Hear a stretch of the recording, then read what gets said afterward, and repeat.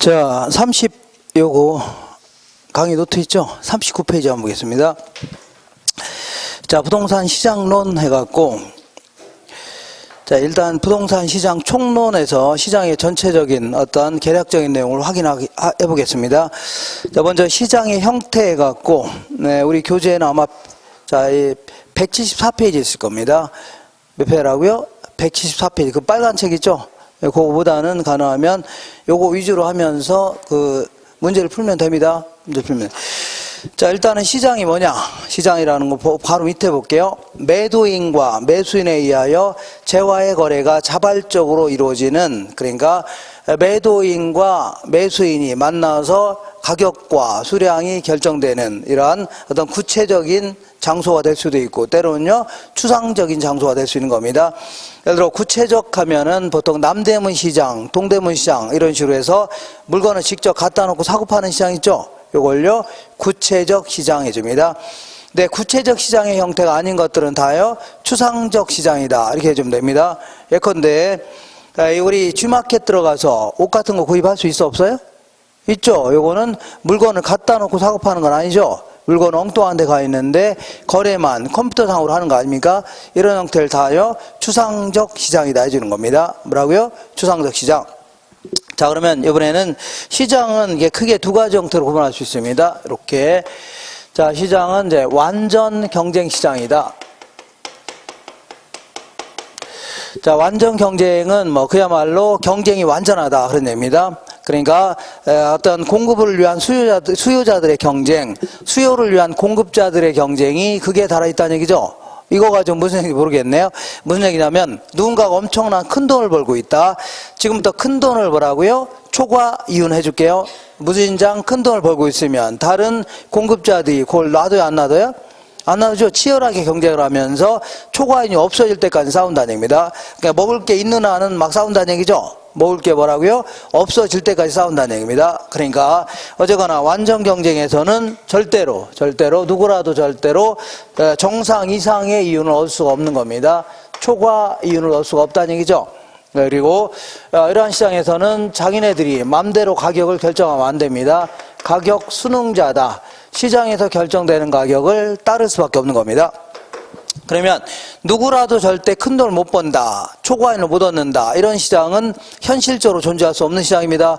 우리 주변에 보면 누군가는 뭐 돈을 많이 번 사람 있어 없어요? 있죠. 그리고 돈을 못 번 사람도 있고 다 있잖아요. 대기업들은 어마어마한 이익을 챙기죠. 그러니까 현실적으로 이런 시장은 존재할 수 없는 시장입니다.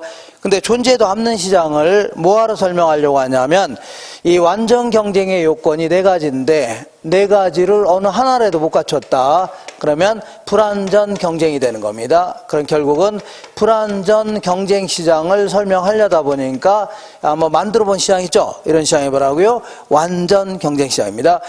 그러면 완전 경쟁은 일단은 어떤 조건을 갖춰야 되냐면 첫 번째는 다수의 수요자와 다수의 공급자로 되어야 됩니다.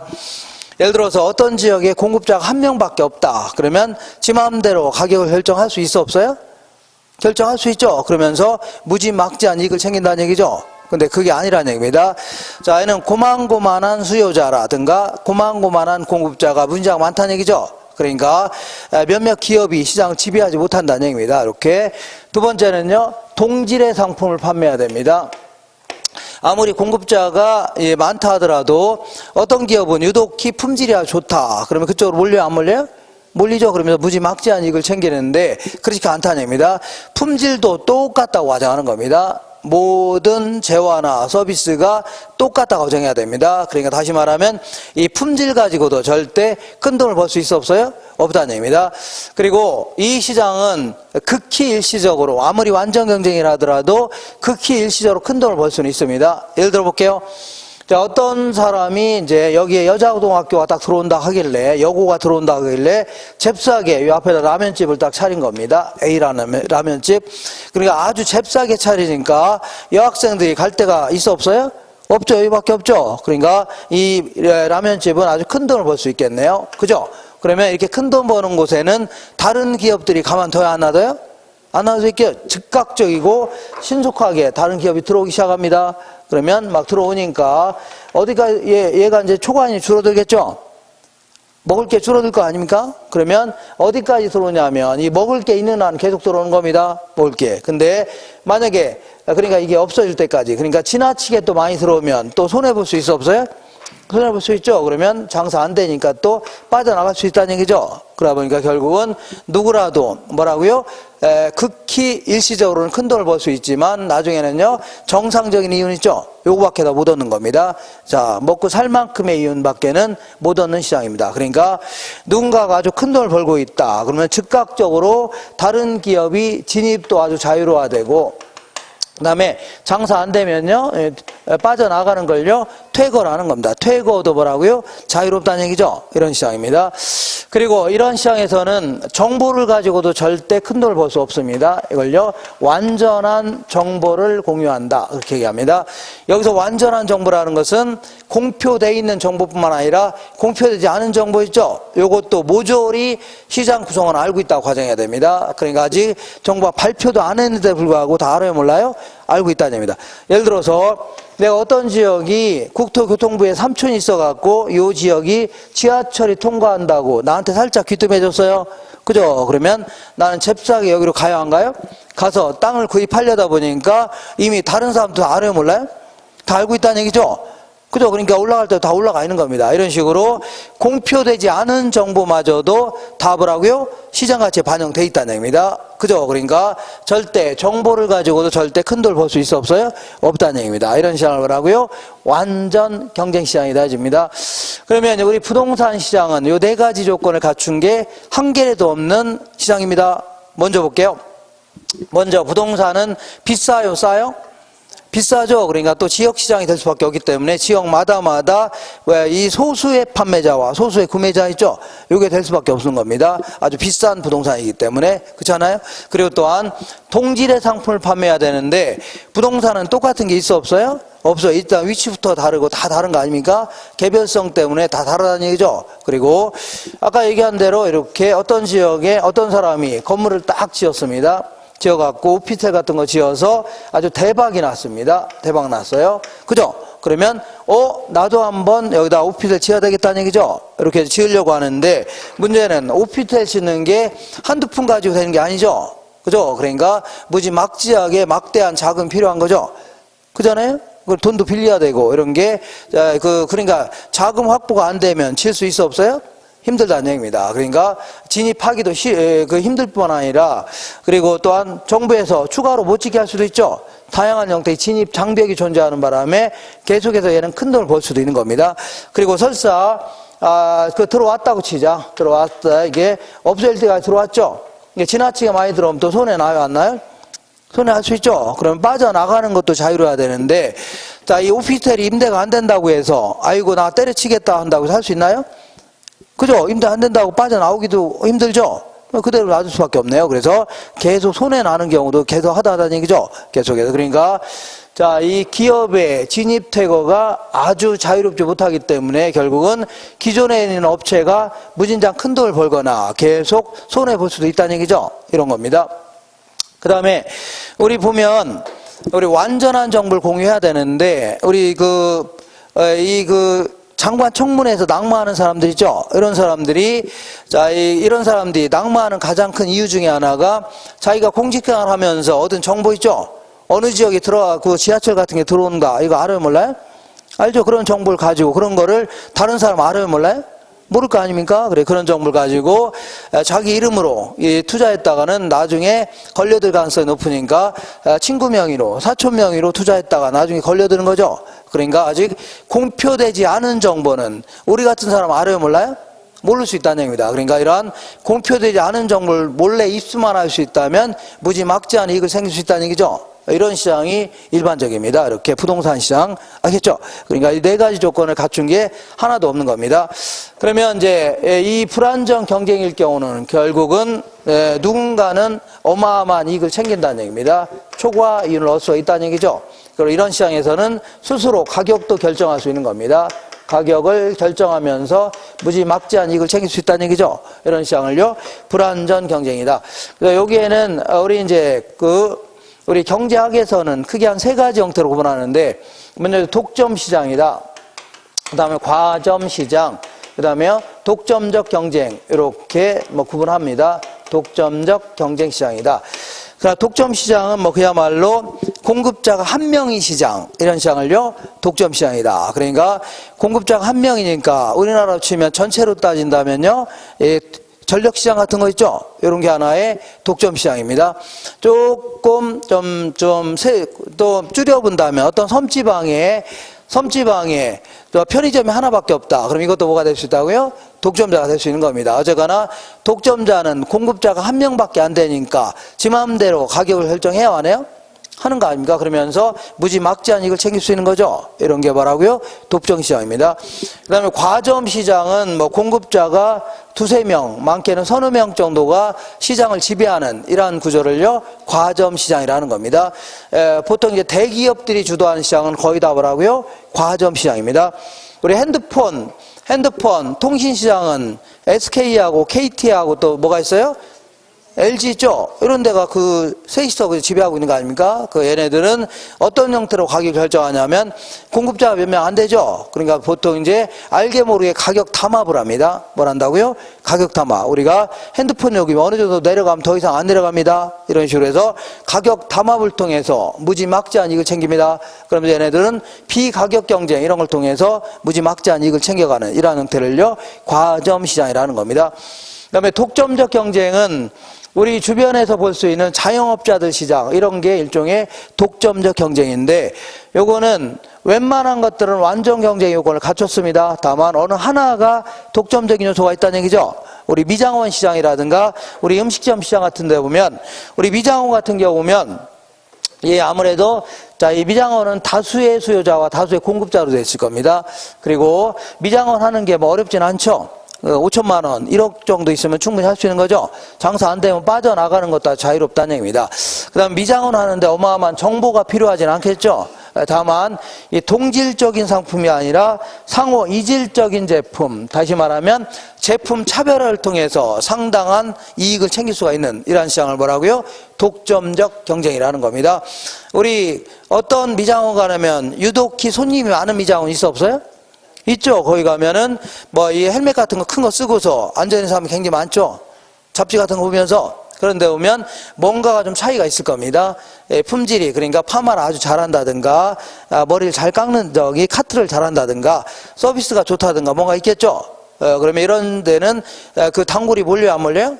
몰리면서 상당한 정도의 가격도 결정하고 지들 마음대로 그러면서 이익도 챙길 수 있다는 얘기죠. 이런 시장을요, 독점적 경쟁이라는 겁니다. 뭐라고요? 독점적. 자, 우리는 가볍게 이제 완전 경쟁 요건 4가지 있죠. 요 정도만 기억하시면 됩니다. 한 장 넘겨볼게요. 그러면 이제 부동산 시장은 어떠한 특징이 있나 보겠습니다. 부동산 시장은 요 4가지 요건을 갖춘 게 한 개도 없는 이러한 시장인데, 이러한 시장은 어떠한 특징이 있나 좀 알아보겠습니다. 일단 요걸 하기 전에 우리 시장은 매도자와 매수자가 만나서 거래가 이루어지는 장소 이런 걸 얘기하는데, 이런 시장은 이제 이렇게 크게는 이제 전체 시장이라는 게 있을 수가 있고 총체적인 시장이라는 게 있을 수 있고, 요거를 여러 가지 형태로 쪼개볼 수도 있는 겁니다. 이렇게 서울의 부동산 시장, 부산의 부동산 시장 이런 식으로, 그다음에 주거용, 상업용, 공업용, 같은 주거용이라 하더라도 대형 아파트 시장, 소형 아파트 시장 이런 식으로 쪼갤 수 있죠. 이렇게 쪼개진 하나하나 시장을 뭐라고요? 부분 시장이다 이렇게 표현합니다. 뭐라고요? 부분 시장. 그 다음에 내가 316동 801호라는 아파트를 갖고 있다. 그러면 나는 이 아파트를 팔 때 돈을 많이 받고 싶어요? 적게 받고 싶어요? 많이 받고 싶을 거 아닙니까? 근데 이걸 사려는 몇몇 사람들은 좀 싸게 구입하려고 하죠. 그러다 보니까 이것도 하나도 가격과 수량이 결정되면서 거래가 이루어질 수 있는 거 아닙니까? 이런 걸 뭐라고요? 개별 시장이다 해줍니다. 뭐라고요? 개별 시장이다. 이렇게. 자, 어쨌거나 이렇게 간단히 용어를 정리해보고, 자, 부동산 시장은 어떠한 특징이 있나 좀 알아보겠습니다.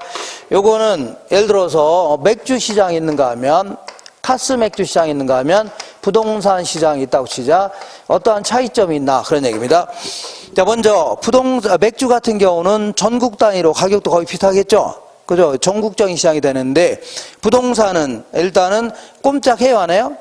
꼼짝 안 하죠. 그러다 보니까 결국은 그러니까 꼼짝 안 하니까 내가 여기다 원룸 지어서 서울에다 광고할 필요 있나 없나요? 없죠. 그러니까 이 근처에다 광고하면 될 거 아닙니까? 이런 식으로 꼼짝 못하는 바람에 결국은요, 지역마다 부동산 지역마다 별개의 가격 수준, 거래 관행이 있죠. 이런 결정될 수밖에 없는 겁니다. 이걸요, 국지성이 따집니다. 뭐라고요? 국지성. 지역마다 다 달라진다 그런 얘기입니다. 그리고 아까 얘기한 대로 부동산 시장은 구체적 시장이라는 게 있고, 때론 뭐라고요? 추상적 시장이라는 게 있을 수가 있는데, 자, 구체적 시장은 아까 남대문 시장, 동대문 시장 있죠? 이런 걸 뭐라고요? 구체적 시장이다. 물건을 갖다 놓고 사고 파는 시장을요, 구체적 시장. 그 다음에 추상적 시장은요, 내가 G마켓 들어가서 컴퓨터상으로 물건 구입할 수 있죠? 이런 게 일종의 답을 하고요, 추상적 시장입니다. 그러면 이 부동산 시장은, 자, 부동산 시장은 때로는 뭐라고요? 구체적 시장이 될 수도 있는 겁니다. 왜냐하면 내가 여기다가 원룸 오피스텔 하나 지어서 분양 직원들 데려다가 분양할 수 있어 없어요? 있죠. 이럴 경우는 물건 갖다 놓고 사고 파는 거 아닙니까? 아니면요, 어떤 중개사님이 이 정도 바운드리 내에 있는 부동산을 사고 팔 수 있죠. 중개할 수 있죠. 그럼 이 근처에 다 있는 거니까 이런 식으로 얘기한다면 구체적 시장이 될 수 있는 겁니다. 근데 부동산은 어디에 있어요? 춘천에 있는데 거래는 여기서 할 수 있어 없어요?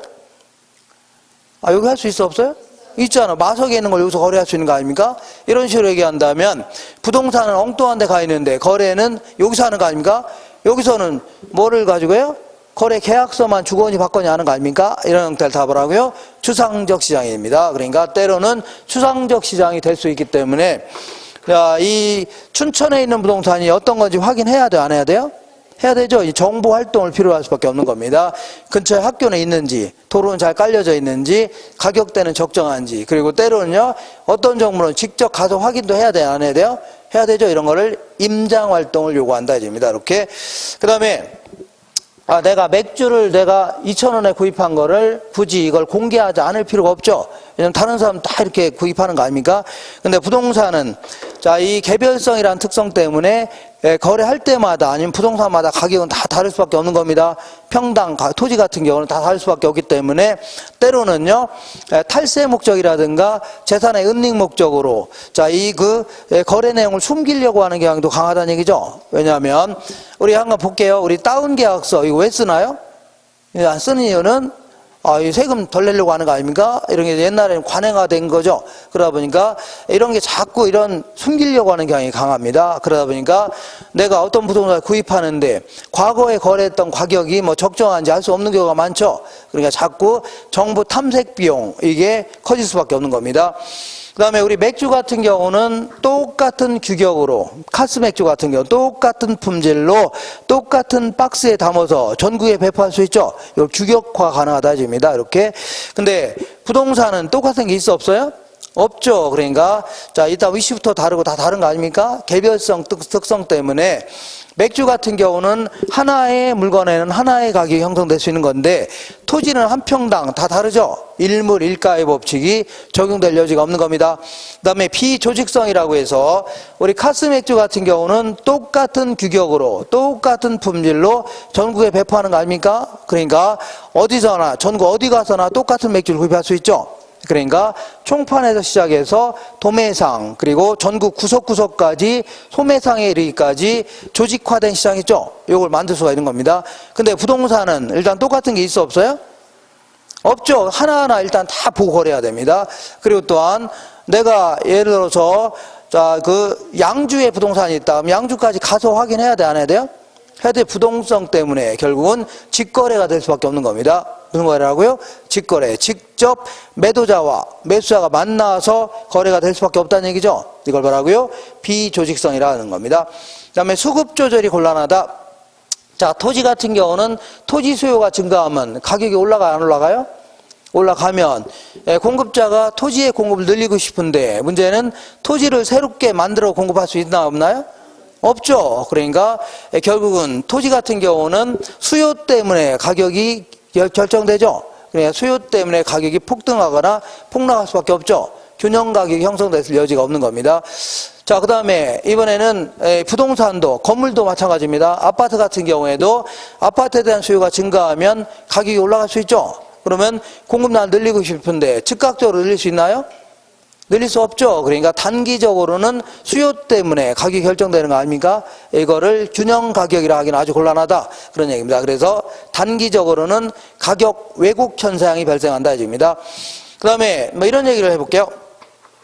자, 우리 이거 여기 뭐 예를 들어서 여기는 뭐 이 호평지구고 여기는요 마석지구인데 여기는 아파트가 남아돌고 여기 모자란다는 얘기죠. 그러면 남아도는 걸 갖다가 이쪽으로 갖다 팔 수만 있다면 지역 간의 수급 불규정은 해결돼야 한대요. 되죠. 근데 문제는 부동산은 꼼짝해야 하나요? 꼼짝 못하니까 어떤 데는 물건이 남아들고 어떤 데는 모자란다는 얘기죠. 이런 거는 그 뭐 때문이라고요? 부동성 때문입니다. 지역 간의 수급 불균형은 뭐 때문이라고요? 부동성 때문이다. 그다음에 자, 이 부동산은 비싸요 안 비싸요? 비싸고 똑같은 게 없죠. 그러다 보니까 어떤 사람이 아파트 구입하는데 아무거나 구입하는 거 아니죠. 자기 돈을 갖고 있는 돈을 총 다 투입해야 될 거 아닙니까? 그리고 똑같은 게 없기 때문에 구입하는 데는 상당히 고민을 거듭할 수밖에 없죠. 네, 그러니까 결국은 단기적으로는 단기적 거래가 곤란한 경우가 많죠. 그죠? 그러니까 팔고 싶은데 아파트야 그래도 좀 잘 팔리는데 상가라든가 공장은 잘 안 팔리는 경우도 허다하죠. 그러니까 결국 환근성의 곤란, 그러니까 돈으로 바꿀 수 있는 능력이 매우 떨어질 수밖에 없다는 얘기입니다. 그다음에 부동산은 내관 활동이 남한테 피해를 주기도 하죠. 그러니까 예를 들어서 주택가 한복판에 연탄공장 차리게 되면 남한테 피해를 줘야 안 줘요?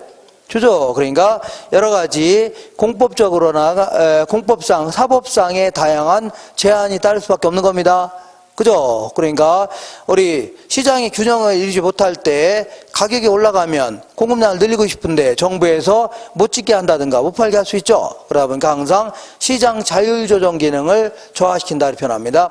그다음에 자금 조달의 유용성이다 해서 우리 고가품이기 때문에 자금 조달이 원활하냐 그렇지 않냐에 따라서 부동산 시장에 매우 크게 영향을 주는 거죠. 맞지 않나요? 요즘에 부동산 경기가 침체되는 가장 큰 이유는 대출받기 힘들다는 얘기죠. 이런 게 하나의 가장 큰 이유가 되는 겁니다. 이렇게 자금 조달이 만족스럽냐 그렇지 않냐에 따라서 부동산 시장이 매우 크게 영향을 줄 수 있다는 얘기죠. 이렇게 하시면 됩니다. 이번에는 부동산 시장은 어떠한 기능을 하나 알아볼게요. 이 기능이다 혹은 역할이다 이렇게 얘기합니다. 자, 먼저 거기 볼게요. 수요자와 공급자 간의 자원도 배분해주고 부동산 공간도 배분해주는 이러한 형태를 취하게 됩니다. 자, 근래 들어서 요거는 원룸이라든가 투룸 같은 구조고 원투룸, 요거는 일반적인 빌라의 구조인데 자, 수요와 공급이 만나는 점에서 균형 가격과 수량이 결정됐다. 이것도 마찬가지로 이렇게 자, 근래 들어서, 최근 한 10년 들어서 전체적으로 원룸에 대한 수요는 증가했다는 얘기죠. 왜 증가하냐면 1인 가구가 늘어나서 안 늘어나요?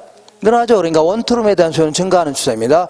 오히려 자, 이 빌라 같은 데는 수요는 감소하기 시작했다는 얘기죠. 그러다 보니까 결국은 원투룸에 대한 거래량은 많아지고 빌라에 대한 거래량은 줄어들었다는 얘기죠.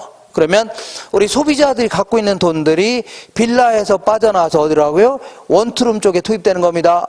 그죠? 그 다음에 건설사들이 갖고 있는 돈도 빌라에서 빠져나와서 어디라고요? 원투룸 쪽에 들어가는 거죠. 그러니까 소비자나 생산자의 자원이 배분되는 역할을 합니다. 그리고 자연스럽게 이 공간 구조도 빌라 구조에서 뭘로 바뀌어나가요? 원투룸 구조로 바뀌어나가는 거죠. 이런 형태의 자원도 배분해주고 공간도 배분하는 이런 역할을 합니다. 그 다음에 우리 맥주 같은 경우에는 어제 거래할 때 금액 다르고 오늘 거래할 때 다르고 하진 않죠. 근데 자 보세요. 우리 부동산은 토지 1000평이 있다면 저번에 거래할 때는 뭐라고요? 10억에 거래했는데 이번에는 사기당해서 자 15억에 거래할 수 있죠. 이번에 또 거래할 때는요 금매로 8억에 거래할 수 있죠. 이런 식으로 거래할 때마다 새로운 가격이 창조되고 또 파괴됐다 또 다시 새로운 가격이 창조된다는 얘기죠. 이런 게 반복된다는 얘기입니다. 이런 걸요 가격 창조 기능 한다 입니다. 뭐라고요? 가격 창조 기능. 그 다음에 각종 교환 기능도 하고 있는데 부동산과 부동산과 현금, 소유와 임대 등의 교환이 이루어진다는 얘기죠. 그러니까 소유와 임대의 교환은 요거는 약간 헷갈리는데 내가 이제 갖고 있는 빌라를 아파트 주인한테 팔 수 있죠. 그런 다음에 내가 아파트에서 전세 살 수 있는 거 아닙니까? 이런 게 일종의 소유와 임대의 교환이 되겠네요. 소유와 뭐라고요? 임대의 교환이다. 그 다음에 각종 정보를 제공하는 기능도 하고 있는데 어떤 개발업자가 요즘에 어떤 건물이 수익성이 좋은지 무턱대고 자, 이 건물 질 수는 없는 거죠. 돌아다니면서 중개사님이라든가 이런 분들한테 물어봐 갖고 수익성이 좋은 거 있죠. 이런 거 좀 건물 지으려고 할 겁니다. 그러니까 다양한, 그래 아파트도 마찬가지로 요즘에 어떤 아파트가 잘 나가냐 이런 거 물어볼 수 있죠. 이렇게 해서 다양한 정보도 제공하는 기능을 하고 있습니다. 그 다음에 자, 근래 들어서 저급 아파트에 대한 수요는 감소하고 고급 아파트에 대한 수요가 증가할 수 있죠. 그러면 건설업자는 고급 아파트만 지어달라고 할 겁니다. 자연스럽게 부동산의 양뿐만 아니라 질도 조정될 수 있죠. 그렇지 않아요? 질도 조정되는 게 나오고 있습니다. 이렇게 하시고 한 장 넘겨보겠습니다. 자, 지금부터 어떤 얘기를 할 거냐면 이런 얘기를 해볼게요. 자, 지금부터 완전 경쟁의 요건이 몇 가지냐면 4가지인데 요거 하기 전에 일단 왼쪽에 42페이지 한번 보겠습니다. 42페이지 딱 중간에 부동산 시장의 균형 있어 없어요? 있죠. 요거는 자, 그 밑에 있는 그림은 제가 정책론 시간에 할 겁니다. 근데 여기서는 우리가 이제 장기와 단기를 뭐 구분하는 거 있죠. 요거 간단히 좀 알아볼게요. 자, 이렇게 계속해서 경제학에서는 단기라는 개념과 장기라는 용어가 계속 나오지 않나요? 나와요, 안 나요? 나오는데 이거를 도대체 어떤 형태로 구분하냐 그런 얘기입니다.